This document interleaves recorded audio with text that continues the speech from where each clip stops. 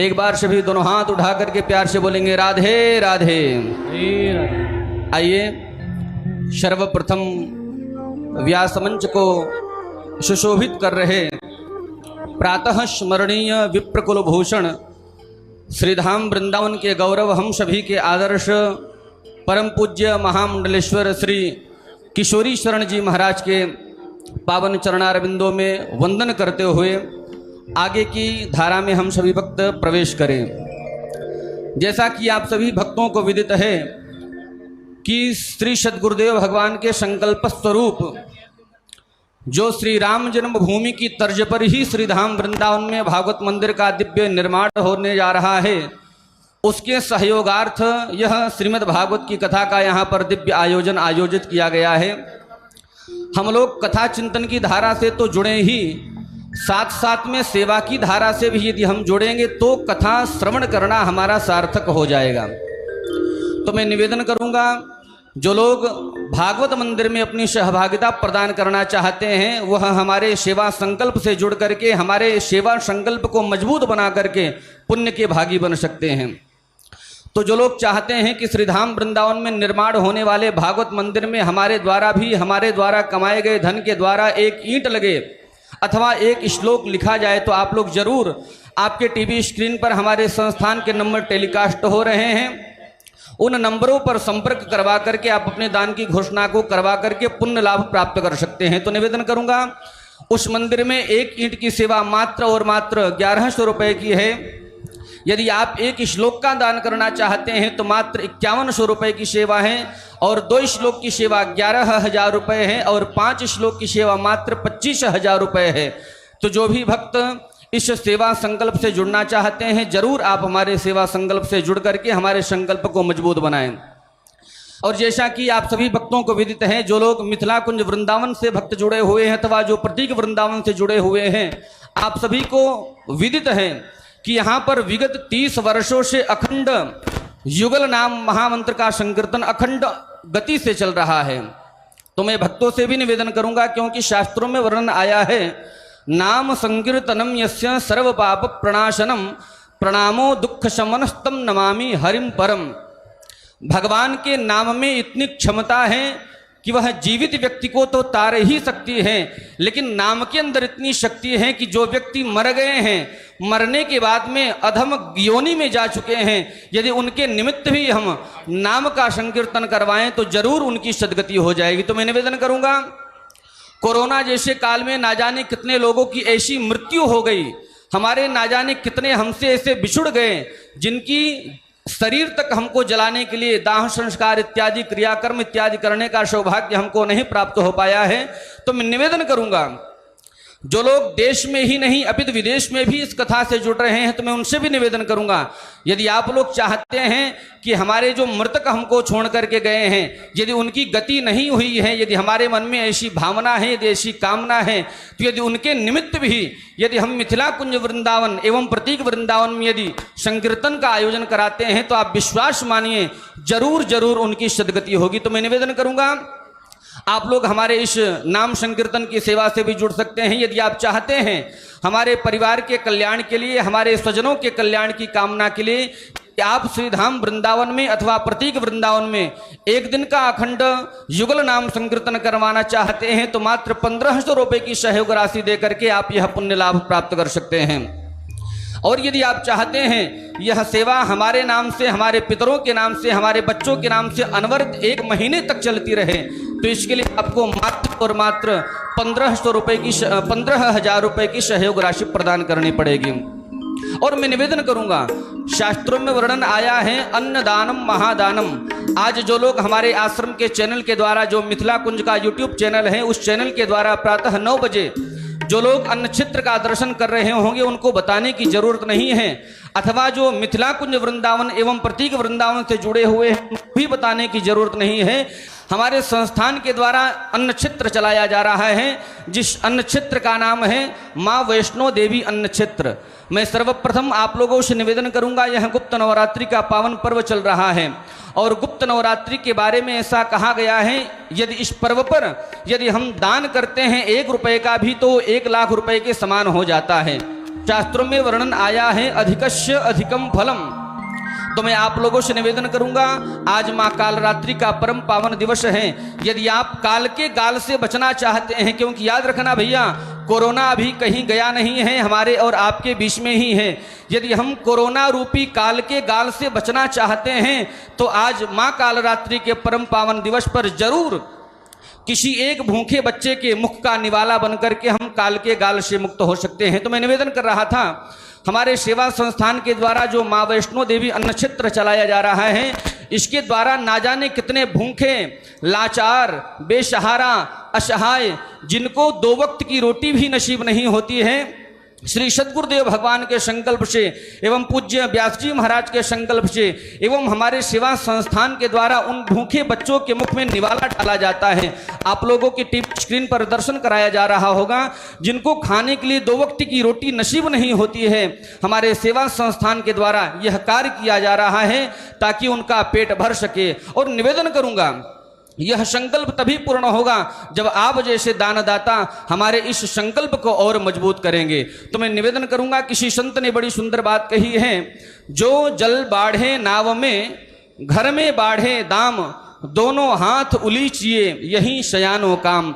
तो मैं निवेदन करूंगा, घर से मंदिर है बहुत दूर, चलो यूं कर ले किसी भूखे बच्चे के मुख में निवाला खिलाया जाए।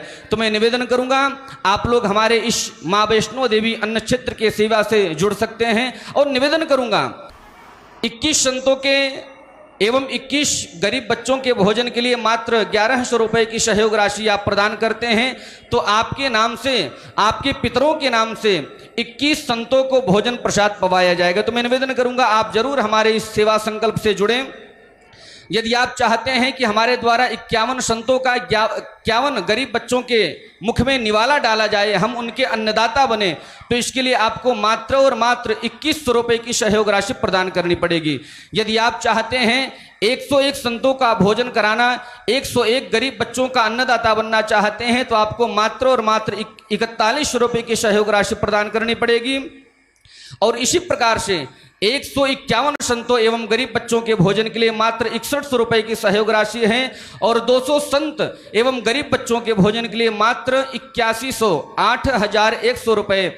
और यदि आप एक दिन की संपूर्ण सेवा अपने नाम कराना चाहते हैं अथवा अपने पितरों के नाम अथवा एवं परिवार के कल्याण के सुख शांति के निमित्त करवाना चाहते हैं तो आपको मात्र और मात्र 21,000 रुपये की सहयोग राशि प्रदान करनी पड़ेगी। तो मैं निवेदन करूंगा, आप लोग जरूर, गुप्त नवरात्रि का पावन पर्व चल रहा है, गुरु पूर्णिमा का पावन पर्व चल रहा है, आप लोग जरूर इस सेवा महायज्ञ में अपनी आहुति डाल करके पुण्य के भागी बने। और मैं एक निवेदन करूंगा, जैसा कि आप लोगों को विदित है, यह आयोजन गुरु पूर्णिमा के पावन पर्व पर आयोजित किया जा रहा है और श्री सद्गुरुदेव भगवान एवं पूज्य महाराज श्री के भक्त देश ही नहीं अपितु विदेश में भी हैं। तो कुछ भक्तों का फोन लगातार 2-3 दिनों से हमारे पास में आ रहा है कि यदि हम प्रतीक वृंदावन में गुरु पूर्णिमा के पावन पर्व पर नहीं आ सकते हैं तो हमारी गुरु पूजा किस प्रकार से स्वीकार की जाएगी। तो मैं उन भक्तों को कहना चाहूँगा, यदि आप प्रतीक वृंदावन नहीं आ सकते हैं, श्री सद्गुरुदेव भगवान के सन्मुख उपस्थित होकर के पूजन नहीं कर सकते हैं तो कोई बात नहीं, आप जहां पर हैं वहीं से सद्गुरुदेव भगवान की पूजन को कर सकते हैं। और पूजन के निमित्त एवं गुरुदक्षिणा के निमित्त जो भी सहयोग राशि आप प्रदान करना चाहते हैं, आपके टीवी स्क्रीन पर हमारे संस्थान का अकाउंट नंबर टेलीकास्ट हो रहा है, उन नंबरों में अपनी सहयोग राशि को प्रदान करके आप गुरु पूजा में सम्मिलित हो सकते हैं। आइए अधिक वार्ता न करता हुआ सीधे हम लोग प्रवेश करते हैं। किसी भक्त ने बड़ी सुंदर बात कही है, दुनिया से हर बाजी जीते मशहूर हो गए, दुनिया से हर बाजी जीते मशहूर हो गए, इतना मुस्कुराए कि सारे गम दूर हो गए, हम तो कांच थे लोगों ने हमको फेंक दिया था, लेकिन हे पूज्य महाराज श्री जब हम आपके सेवा संकल्प से जुड़े तो कोहिनूर हो गए। तो मैं निवेदन करूंगा, श्री सद्गुरुदेव भगवान एवं पूज्य व्यास जी महाराज ने इतने सुंदर सेवा संकल्पों से हमको जोड़ करके रखा है, बांध करके रखा है। मैं निवेदन करूंगा, एक बार जोरदार तालियों से पूज्य महाराज श्री का स्वागत करेंगे और दोनों हाथों को जोड़ करके एक ही निवेदन करेंगे, हे पूज्य महाराज श्री आज के भागवत कथा चिंतन में अवगाहन करा करके, निमज्जन करा करके, सेवा के साथ में सत्संग से जोड़ करके हमारे जीवन को अनुग्रहित करें। पूज्य महाराज श्री श्री वृंदावन बिहारी लाल की जय। राधा कृष्ण स्वरूपाम्बे कृष्णं राधा स्वरूपिणं कलात्मानं निकुञ्जस्थं गुरुरूपं सदा भजे। वाञ्छाकल्पतरुभ्यश्च कृपा सिन्धुभ्य एव च पतितानां पावनेभ्यो वैष्णवेभ्यो नमो नमः। जो स्वयं को दुनिया में रहते हुए भी एकमात्र केवल हर स्थिति में हर परिस्थिति में श्री कृष्ण को पुकारा। हम सब ऐसा नहीं है जो भगवान को पुकारते नहीं, ऐसा नहीं है हम जो भगवान की पूजा नहीं करते हैं।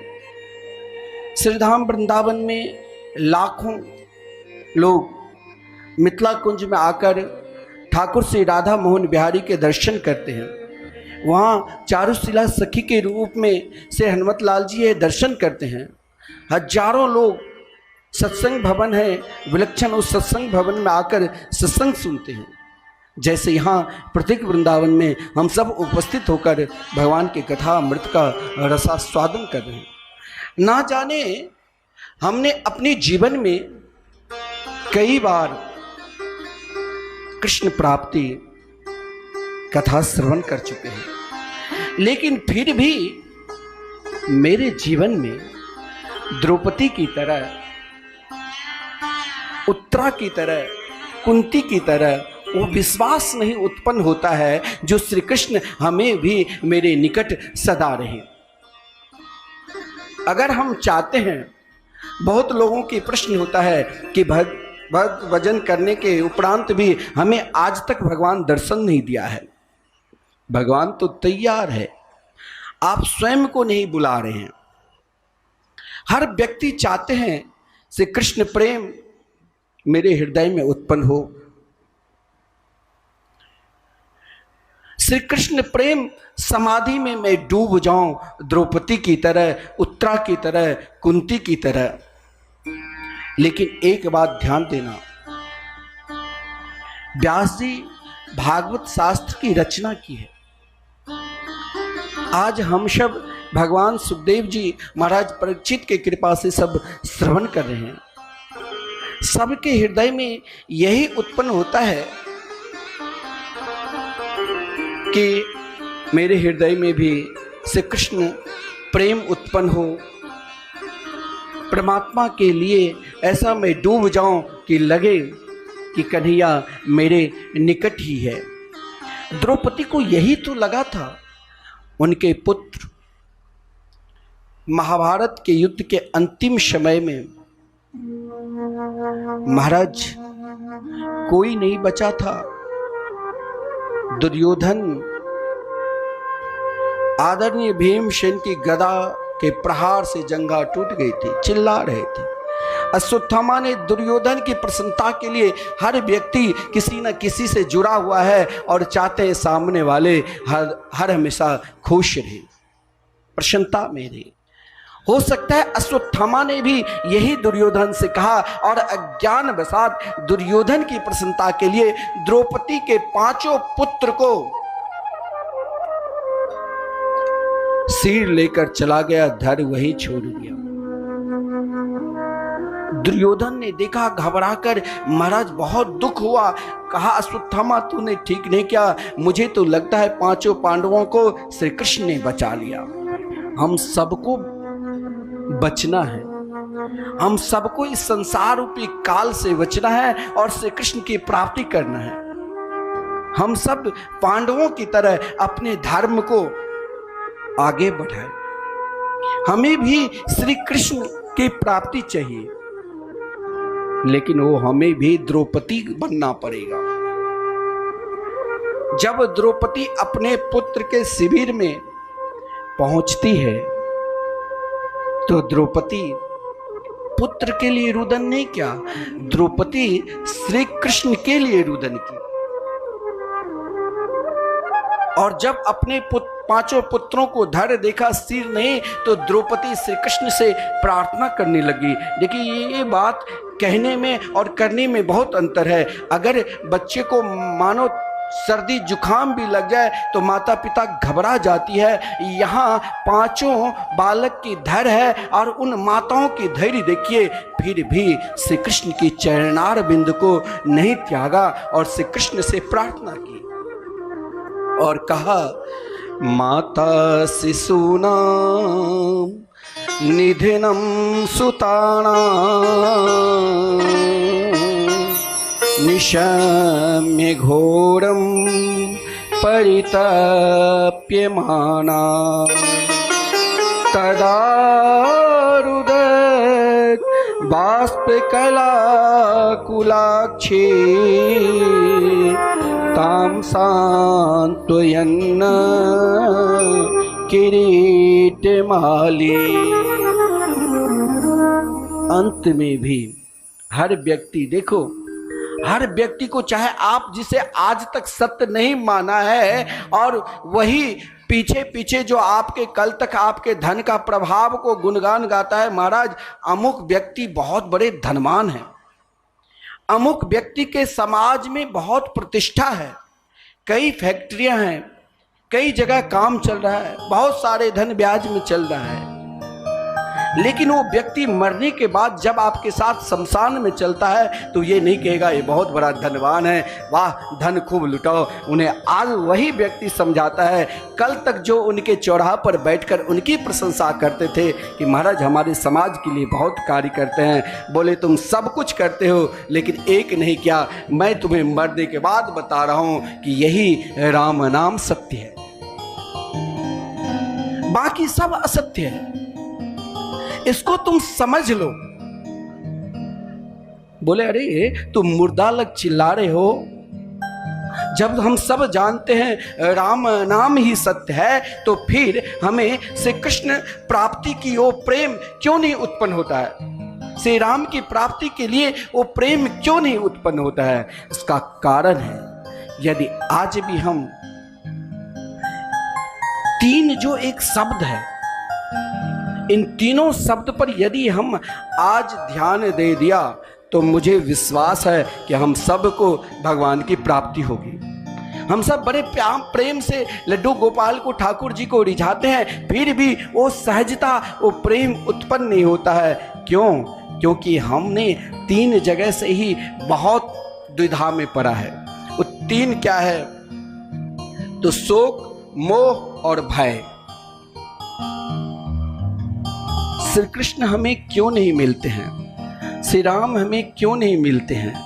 परमात्मा की प्राप्ति हमें क्यों नहीं होता है? इसका कारण यही है, हम तीन जगह ऐसा फंस गया है, इस प्रकार फंसा हुआ है जिससे निकलने की कोशिश तो हमें द्रौपदी ही बनना पड़ेगा। जिन द्रौपदी के सामने आज समस्त हस्तिनापुर के नर नारी है सांत्वना दे रहे हैं, स्वयं पांडवों ने सांत्वना दी कि अश्वत्थामा चाहे मुझे आकाश में मिले चाहे पताल में मिले, उस दुष्ट को दंड दूंगा। स्वयं भगवान सामने खड़े हैं, लेकिन आज द्रौपदी यदि भगवान से प्रार्थना करती कि मेरे पुत्र को आप जगा दो, स्वस्थ कर दो, जिला दो, तो शायद भगवान तुरंत मान लेते। लेकिन द्रौपदी ने यही प्रार्थना की कि प्रभु मेरे पुत्र महाभारत के युद्ध में यदि मारा जाता तो शायद मेरे हृदय में प्रसन्नता होती, क्योंकि देश के लिए जो शहीद होते हैं उनके विषय में कहा गया है कि वो समस्त लोकांतरों से श्रेष्ठ गोलोक धाम में प्रिया प्रीतम के नित्य सेवा में रहते हैं, जो इस राष्ट्र के लिए, इस समाज के लिए स्वयं को अपने आप बलिदान, इस भूमि के लिए स्वयं को बलिदान दे देते हैं। लेकिन द्रौपदी ने कहा, हे किरीटमाली, गोपाल सहस्त्रनाम में श्री कृष्ण का एक नाम किरीटमाली भी है, मेरे पुत्र चाहे स्वर्ग में मिले चाहे नरक में मिले, लेकिन आप जरूर उनका कल्याण करना, यही कल्याण। और हम लोग कहेंगे महाराज मेरे बच्चे को सर्दी जुकाम हो गए, ठीक ही नहीं हो रहा है, अनेक डॉक्टर को बुलाकर औषधियाँ भी खा लिया फिर भी ठीक नहीं, लेकिन मेरे अंदर शोक है, मेरे अंदर मोह है और मेरे अंदर ये भय है। और जब तक ये तीनों मेरे अंदर विद्यमान रहेंगे तब तक श्री कृष्ण की प्राप्ति हो ही नहीं सकती है। शोक कब होता है? शोक बीती हुई मानो कोई घटना हो गई हो, जिस घटना में कोरोना काल में बहुत जवान वृद्ध जिसको नहीं मरना चाहिए वो भी चले गए। अब हम स्वयं अपना कल्याण नहीं करके बार बार वही सोचते हैं। अरे अगर आप उनका कल्याण चाहते हो तो मैंने कल कहा कि कहीं भी कल्याण का उपाय इस कलयुग में नहीं है। आप चाहे अपने घर में संकीर्तन कराओ, यदि समय नहीं है तो श्रीधाम वृंदावन मिथिला कुंज में जो अखंड संकीर्तन लगातार 30 वर्षों से चल रहे हैं, वहाँ एक दिन उनके नाम से आप कीर्तन ही तो करा दो। जितने देर तुम शोक कर रहे हो उतने देर उनके नाम से राधे कृष्ण कृष्ण कृष्ण राधे राधे, राधे श्याम श्याम श्याम राधे राधे, जो अखंड संकीर्तन संतों के द्वारा चल रहा है उसमें सहयोग करो। मात्र ज़्यादा नहीं है, 1500 में आजकल क्या होता है, हो सके तो 3 दिन उनके नाम से जो नहीं रहा, परंतु हम मानने वाले नहीं हैं। मेरे अंदर जो शोक इस प्रकार भर गया है, जो हम उनका कल्याण नहीं सोचते हैं कि मरणोपरांत भी उनका कल्याण हो जाए, वो ठाकुर जी की सेवा में चले जाए। हम तो बस बैंक में अभी तक किसी का नॉमिनी नहीं दिया, क्यों मर गया? कोई महाराज रोड पटरी भी मरा, कोई करोड़पति भी मरा, बैंक में अभी नॉमिनी नहीं दिया, इसलिए हम शोक करते हैं। कहाँ पैसा छुपा कर रखा है, एकाएक किसी को बताया नहीं, तुरंत पधार गए, इसलिए हम शोक करते हैं। शोक का कारण यही है कि बीती हुई जो हमारे अंदर घटनाएं हुई, उन शोक यदि विद्यमान हो जाएंगे तो श्री कृष्ण की प्राप्ति नितांत संभव है।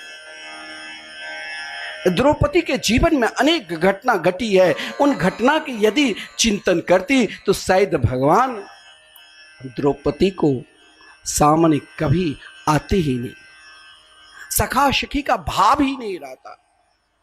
द्रौपदी जैसे परम विदुषी के चरणों में व्यास जी नमन किया था, भागवत ने लिखा हुआ है, बाम स्वभावा कृपया नाम चा, यानी उनके सुंदर स्वभाव, जिसके जीवन में शोक है ही नहीं, जिसके जीवन, देखिए मोह क्यों होता है? हर व्यक्ति कहते हैं अब तो बहुत पूज्य गुरुदेव से जो मास्टर साहब रिटायर हो गए, वो मिलते हैं कि अब हम आपकी सेवा में रहेंगे, हम वृंदावन में रहेंगे और आपकी सेवा में। कोई नहीं आता है, एक दिन भी सेवा करने के लिए यहाँ तो आता ही नहीं। उनके पास और भी कई कार्य हो जाता है, क्योंकि अनेक प्रकार के मोह से वो व्यक्ति ग्रस्त होता है। जब मोह भविष्य के लिए, लड़के बच्चे पढ़ लिया लेकिन अभी तक महाराज उनकी पढ़ाई में बहुत खर्च कर लिए लेकिन सही नौकरी नहीं पकड़ पाया,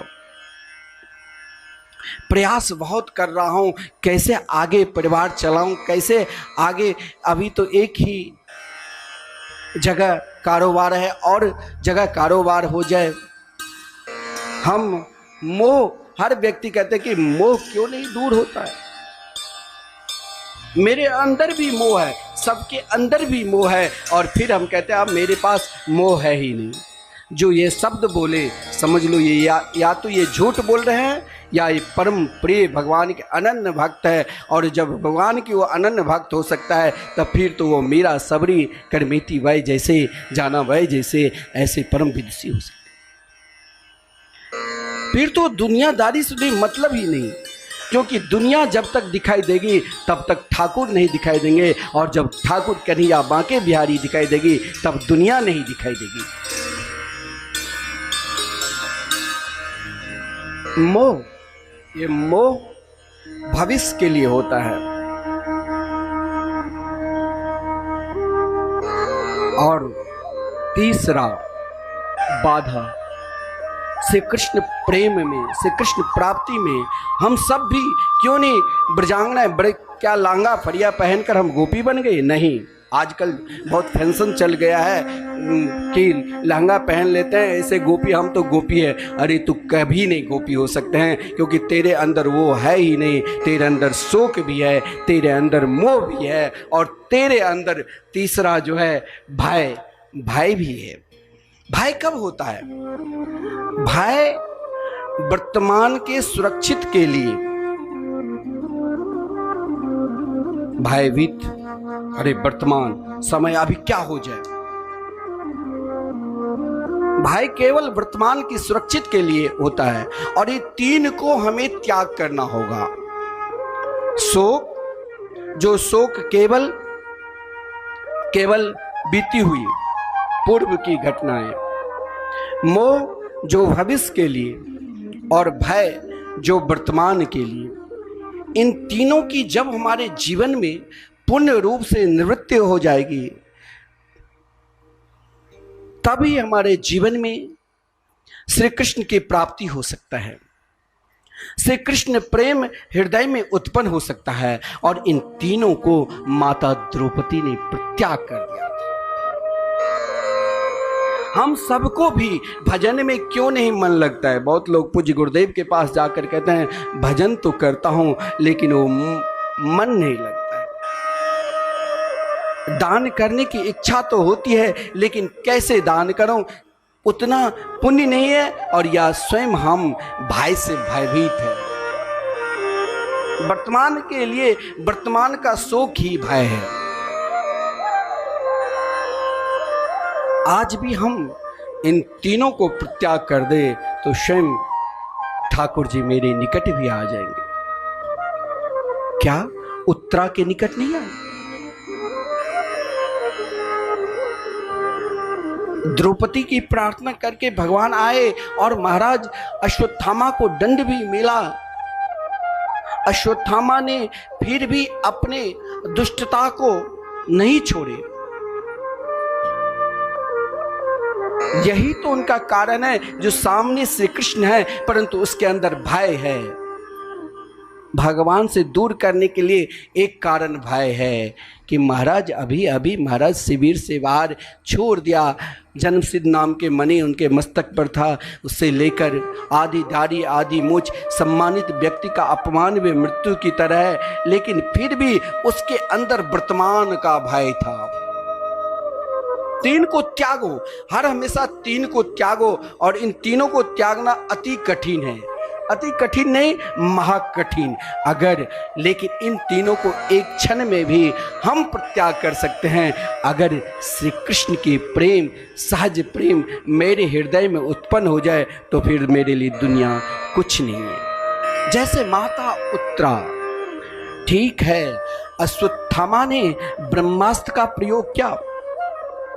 आज के समय के परमाणु बम, पूरी दुनिया को जलाने वाले बम सब आविष्कार हो गया है। उससे भी तीव्र गति का है बाण, ब्रह्मास्त्र। परंतु डरता वो जो गलती की होती है, जिसके अंदर गलती है ही नहीं, जिसने अपने तीनों चीज भगवान के चरणों में समर्पित कर दिया, जिसके अंदर नहीं शोक है, नहीं मोह है और नहीं भय है, तो फिर क्या है? फिर सीधे कन्हैया के हैं। जिस समय उत्तरा जी के गर्भस्थ शिशु पे अश्वत्थामा ने बाण चलाया, तो उत्तरा किसी के शरण में नहीं गई।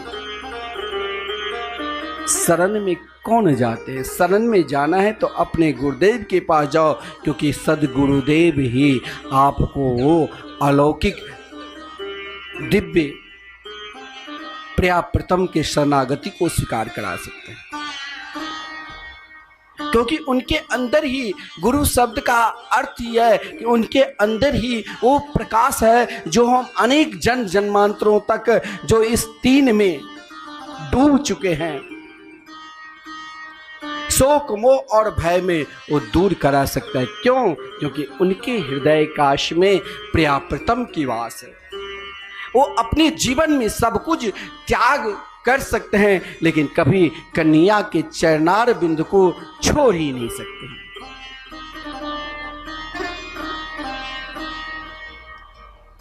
उत्तरा ने भी अपने जीवन, देखिए ये कहना और करने में बहुत अंतर। आज भी लोग रो रहे हैं कोरोना काल में, मेरे पति, मेरे पुत्र, मेरी पत्नी, मेरे सगे संबंधी चले गए, मैं देखता ही रह गया। लेकिन युवा अवस्था में अभिमन्यु जैसे पति, एक गर्भवती स्त्री अपने जीवन को किस प्रकार धैर्य से जिया और किस प्रकार से कृष्ण के चरणारविंद में समर्पित हो गई, ये तो वही जान सकती है।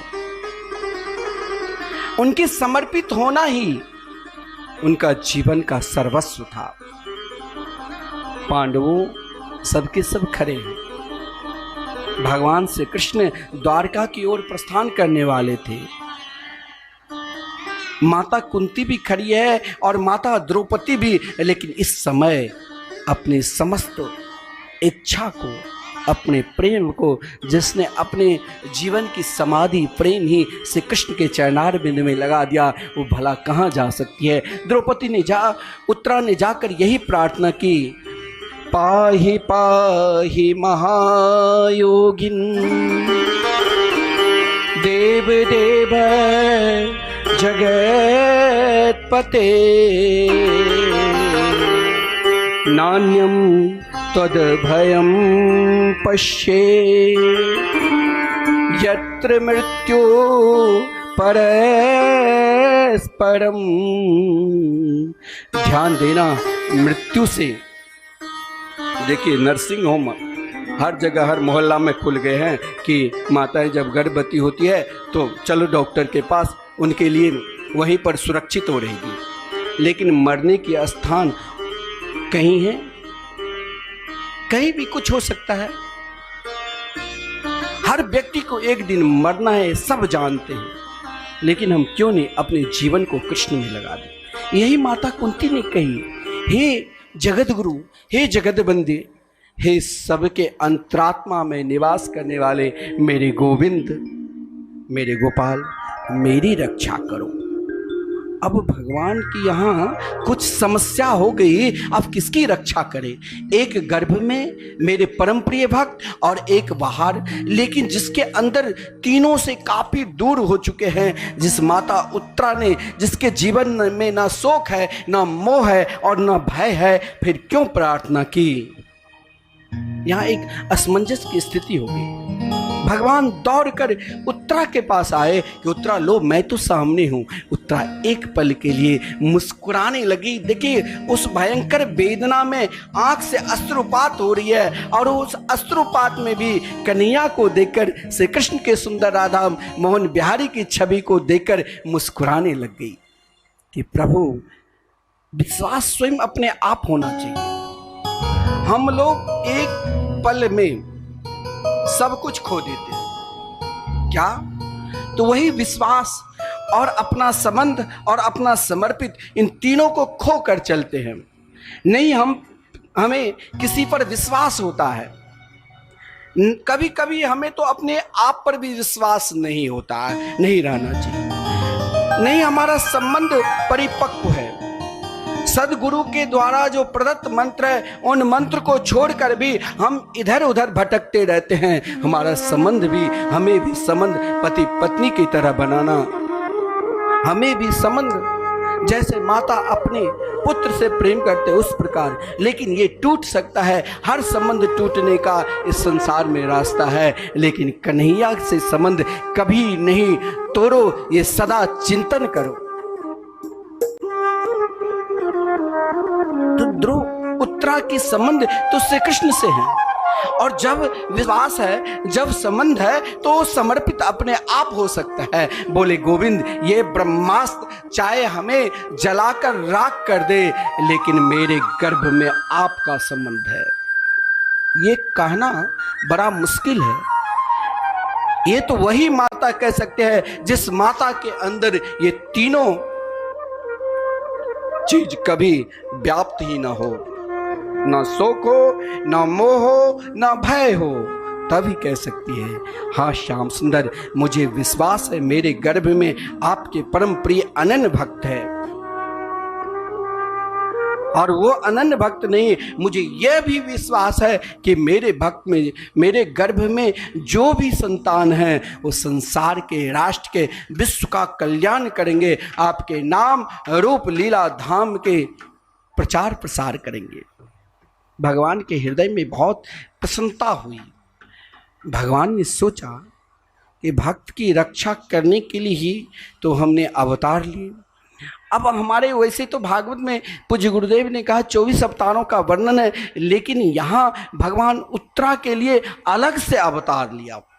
भगवान क्यों अलग से अवतार लिया? कहा कि देखो आजकल संसार की माताएं ऐसे हो गई है जो महाराज गर्भ में देखती है कि बेटी है कि बेटा, बेटी है तो गर्भपात कर देती है। लेकिन एक माता ऐसे है जो स्वयं प्रार्थना करी है मेरे गर्भ में जो भी शिशु है वो आपके परम प्रिय भक्त है। ऐसी माता के लिए यदि मैं अलग से ना अवतार लूं तो फिर मेरी महिमा चली जाएगी। भगवान ने तुरंत कहा पुत्री आप कुछ क्षण के लिए मातृभाव लाओ। भगवान तुरंत अंगुष्ठ मात्र ममलम, अंगूठी की तरह छोटे से रूप धारण कर, और महाराज वो गर्भ में जो पल रहा था नन्ही से शिशु महाराज परीक्षित, उनकी रक्षा की ब्रह्मास्त्र को स्वयं अपने ही तेज से गदा के प्रहार से शांत किया। आप जरा आप स्वयं विचार करो कि अंगूठी की तरह भगवान जब अपने सूक्ष्म रूप धारण किए होंगे तो उस समय गदा, शंख, चक्र, गदा, पद्म से जो सुशोभित तो है वो कैसे उनके रूप होंगे। और भगवान ने एक अलग से नाम भी पढ़ा। भगवान लगता है परीक्षित जी में समा गए और इसीलिए भगवान का एक नाम पढ़ा उत्तरायण। उत्तरा के गर्भ में निवास होने के कारण भगवान के एक नाम उत्तरायण पड़ा।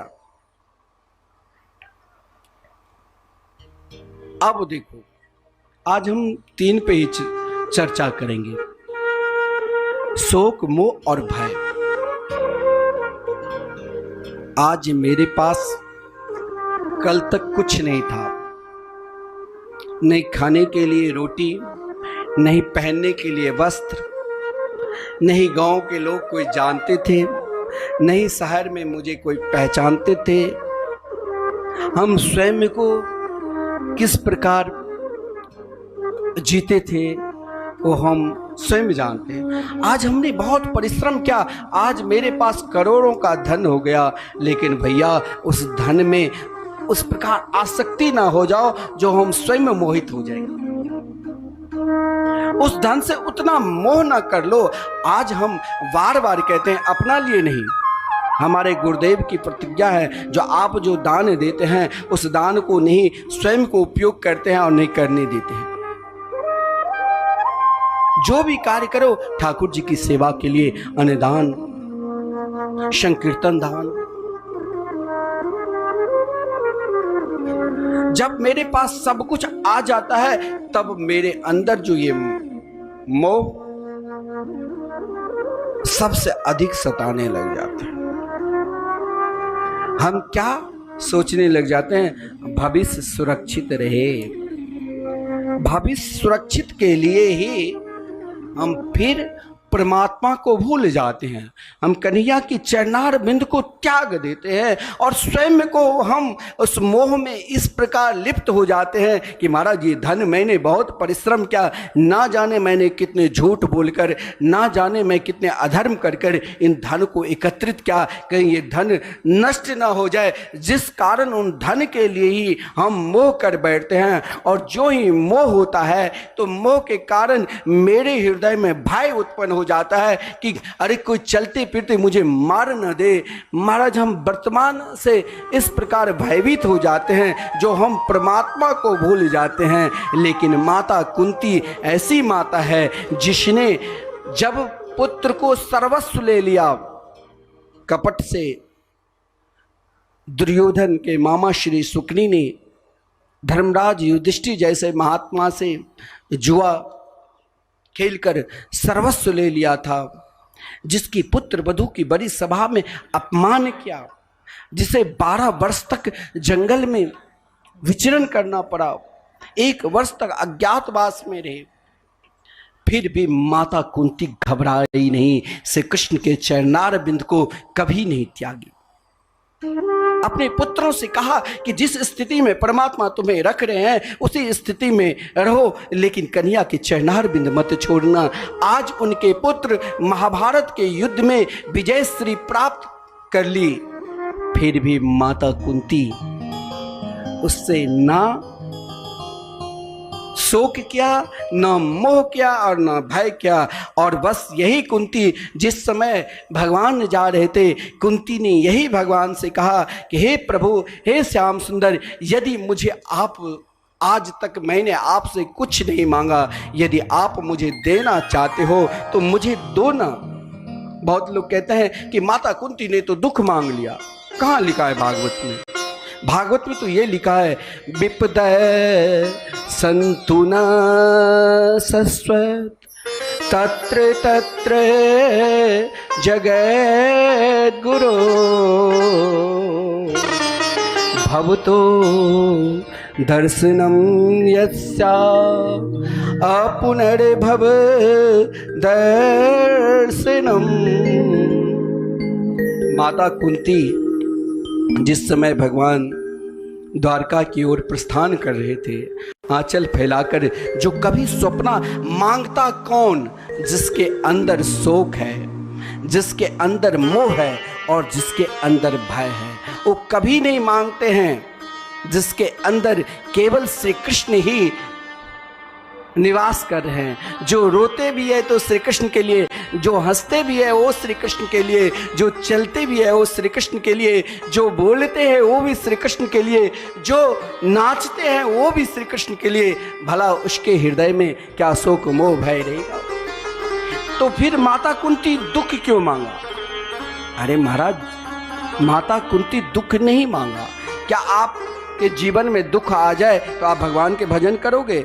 आजकल महाराज जिसके पास जितनी सुख सुविधा है, हमारे वृंदावन में आपके आश्रम में सत्संग भवन में विशाल रूम सब भी है, एसी लगा हुआ है।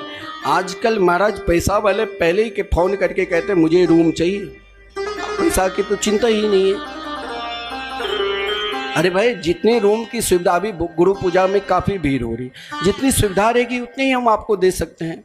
आश्रम में और भी कई रूम हैं, लेकिन सबको सुविधा चाहिए, वीआईपी व्यवस्था।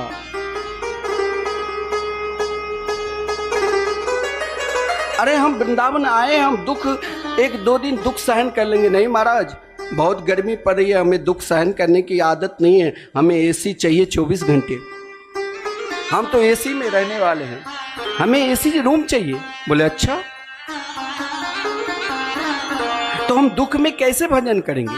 माता कुंती क्या दुख मांगी? दुख क्या मांगने की चीज है? दुख नहीं मांगोगे तो भी दुख आ जाता है किसी न किसी कारण बसात। फिर माता कुंती दुख क्यों मांगी? माता कुंती दुख नहीं मांगी, शाश्वत यानी ऐसे दुख को मांग रही है, और दुख नहीं मांग रही है। शाश्वत यानी श्री कृष्ण का नाम है, सदा बनी रहे। जीवन में एक ही ऐसा है हमारे साथ, मेरे तरंग के रूप में, मेरी आत्मा के रूप में, वो एकमात्र परमात्मा श्री कृष्ण ही है। वो शाश्वत सदा बनी रहती है। हम भूल जाते हैं लेकिन वो नहीं भूलते हैं। आज माता कुंती कह रही है, अगर आपने मुझे त्याग दिया और जा रहे हो तो मेरे को वही दुख चाहिए जो दुख मेरे पूर्व में था, जो दुख मुझे शाश्वत बनी रहे। अरे महाराज, जिसके जीवन में जन्म से लेकर और आज तक दुखी जन्म लिया, कहीं पालन कहीं और जगह, जिसके महाराज युवती अवस्था में ही पति चला गया, जिनके 5 पुत्रों को मारने के लिए गंधारी के 100 पुत्र सतत तैयार, आज महाराज उनके पुत्र पृथ्वी के सम्राट बने, तो आज क्या दुख मांग रही है? नहीं, माता कुंती तो यही कहती है, श्याम सुंदर मुझे तो आप चाहिए, हे मेरे गोविंद मुझे तो आप चाहिए, आपके सिवा मुझे कुछ चाहिए ही नहीं। शाश्वत, मुझे ऐसी विपत्ति दो, विपदो नैव विपदा संपदो नैव संपदा, विपद नारायण विस्मृति संपन्न नारायण स्मृति। जिस दिन भगवान की पूजा करने की इच्छा ना हो, मान लेना आज मेरे जीवन में सबसे अधिक विपत्ति आ गई है। जिस दिन कीर्तन करने का मन ना करे, मान लेना आज मेरे जीवन में सबसे बड़ा दुख आ गया है। जिस दिन परमात्मा प्रतीक वृंदा में ठाकुर जी के दर्शन करने की इच्छा ना करे, मान लेना आज ही मेरे जीवन में सबसे अधिक लगता है दुख का पहाड़ आ चुके हैं। मेरे जीवन की तो यही संपत्ति है। विपदो नैव विपदा संपदो नैव संपदा, विपद नारायण स्मृति संपन्न नारायण स्मृति। जिस दिन भगवान का स्मरण रहे, कुंती भगवान को यही शाश्वत भक्ति मांगती। शाश्वत भक्ति यही कि हे प्रभु, मुझे स्वप्न अवस्था में भी शोक मोह और भय कभी उत्पन्न भी ना हो। स्नेह पास मम जी, केवल आपकी स्नेह रूपी चरणार बिंद में ये मेरे मन रूपी डोरी सदा बंधी रहे और तुम्हारी याद बनी रहे। यही पुकारने लग गई कुंती। केवल माता कुंती की तरह याद करो, चिंतन करो और ना डरो शोक से, ना डरो मोह से और ना डरो भय से। डरना है तो एक से डरो, हे कन्हैया, हे मेरे श्याम सुंदर, कभी आपके चरणार बिंद मुझे ना छूटे। सदा मुझे अपने चरणार बिंद में लगा कर रखो। भगवान नहीं गए। धर्मराज युधिष्ठिर को लगा कि मेरे कारण ही प्रभु रुके हुए हैं, लेकिन आज क्यों नहीं एक प्रश्न करूं। धर्मराज युधिष्ठिर अपने कक्ष में रुदन करने लगे और कहा, भगवान मैं क्या करूं, मेरे कारण ना जाने महाभारत जैसे भयंकर युद्ध हो गया, कितने सगे संबंधी पुत्र भाई सब के सब मारे गए, ऐसा राजा बनकर मैं क्या करूं। भगवान ने सोचा कि ये उपदेश कभी कभी क्या होता है, कुछ जीवन के सही मार्ग के लिए कोई छोटे बालक बतावे तो समझ में नहीं आता है, वही बात कोई बड़े बुजुर्ग बता देते हैं तो जल्दी समझ में आ जाता है। तो भगवान ने सोचा कि धर्मराज युधिष्ठिर के अंदर मेरे प्रति एक वात्सलता भाव है, क्यों नहीं पितामह भीष्म जो महाराज केवल प्रतीक्षा जीवन में करना है तो किसी का प्रतीक्षा न करो। हो सकता है वो मार्ग में ही हमें छोड़कर भाग जाए, अगर प्रतीक्षा करना है तो कृष्ण के करो। जैसे पितामह भीष्म ने अपने जीवन में यदि प्रतीक्षा की तो श्री कृष्ण के लिए जिए, तो श्री कृष्ण के लिए, और मिलना भी चाहते हैं श्री कृष्ण के लिए। आज श्री कृष्ण ने पांडवों से, माता कुंती, माता द्रौपदी और जितना भी हस्तिनापुर के नर नारी है, सब श्री कृष्ण के साथ कहाँ गए, जहाँ कुरुक्षेत्र, जहाँ केवल लाशों की ढेर, लोग अधिक देर शमशान में भी नहीं बैठते और शमशान से आते हैं तो अपना वस्त्र स्नान करने के पश्चात ही घर जाते हैं, और सब वहाँ गए कहाँ, जहाँ ढूंढ रहे हैं शमशान में। साधु संतों के जब शरीर छूटता है तो लोग बड़े आनंद के साथ जाते हैं, उनके लिए उत्सव होता है, कोई वयोवृद्ध संत निकुंज वास करते हैं। आज समस्त हस्तिनापुर के नर नारी साधु संत सब के सब उपस्थित है। इधर महाराज बाण के सज्जा पर पड़े हुए पितामह भीष्म, एकमात्र जीवन में जिसके जीवन में हर लक्ष्य को त्याग दिया, अगर चाहते तो पितामह भीष्म ही हस्तिनापुर के राजा बनते, लेकिन उनके लिए वो सब तुच्छ था। पितामह भीष्म ने अपने जीवन में केवल सबको त्याग दिया। जब बाण के सज्जा पर अर्जुन ने उन्हें लिटा दिया था तो सब कभी कभी जब महाभारत के युद्ध में किसी के परिवार मारा जाता तो भीष्म पितामह के पास आते। भीष्म पितामह बस यही कह देता, तो चले जाओ, मेरे लिए तो मेरे कन्हैया जिस दिन आएंगे उस दिन मैं भी चला जाऊंगा। 54 दिन से बाण के सज्जा पर पड़े हुए हैं, एक एक अंग में इस प्रकार बाण लगा हुआ है जैसे कोई बिच्छू एक साथ 10, 20, 50 बिच्छू डंक मारे, वो वेदना भी हो रही थी, दर्द हो रहा था मेरे अंदर। तो महाराज एक क्षण में तनिक हम झोली माला हाथ में लिया और भगवान के चिंतन की, जीवन में कोई दुख हो जाता है तो हम घबरा जाते हैं, हम घबरा कर बोलने लग जाते हैं, लगता है आज मैंने कीर्तन किया इसीलिए मेरे पेट में दर्द होने लगे, कल से मैं नहीं जाऊंगा कीर्तन करने के। लेकिन पितामह भीष्म घबराए नहीं। पितामह भीष्म बाण की सज्जा पर पड़े हुए हैं। समस्त हस्तिनापुर के नर नारी पितामह भीष्म के निकट आ गए। पांचों पांडव स्वयं भगवान से कृष्ण उनके निकट। भीष्म पितामह ने किसी की ओर देखा नहीं, जिसके अंदर ना शोक है, ना मोह है, ना भय है, केवल श्री कृष्ण की ओर देखा। वाह कन्हैया, आज तक मैंने समाधि में जो आपके चिंतन के, कभी कभी आप मेरे हृदय से चले जाते थे, आज मेरे गोविंद, मेरे गोपाल, आज तो तू मेरे पास है। क्या करूं, किस प्रकार पूजा करूं? उठने का प्रयास क्या, लेकिन उठ सकता नहीं था। इसीलिए महाराज अपने अश्रुपात के द्वारा ही नेत्र से झरझर अश्रुपात निकलने लगे। देखिए, हम भगवान के भजन कर रहे हैं और हमें भगवान के आगे गोलोक धाम में उनके सखा के रूप में हमें प्रवेश मिलेगा कि नहीं, इसका क्या परीक्षा है। हम हर हमेशा हाथ में झोली माला लेकर खूब भगवान के पाठ पूजा करते हैं, लेकिन अगला जन्म अगर मेरा क्या सार्थक होगा, इसका भी कुछ समाधान है कि नहीं। हर प्रश्न के कुछ ना कुछ समाधान है, लेकिन आज तक हमने भगवान के भजन करते चले आ रहे हैं।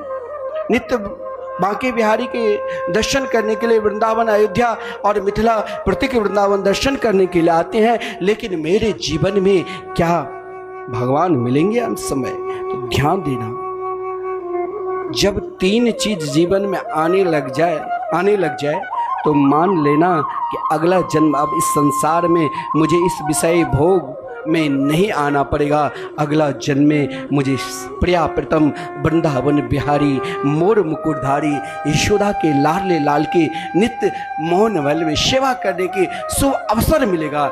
इसके लिए यही परीक्षा है। भजन करने वक्त भजन करे यदि शरीर में रोमांच होने लग जाए बार बार, तो समझ लेना कि ये प्रभु कि हम परम प्रिय होने वाले हैं।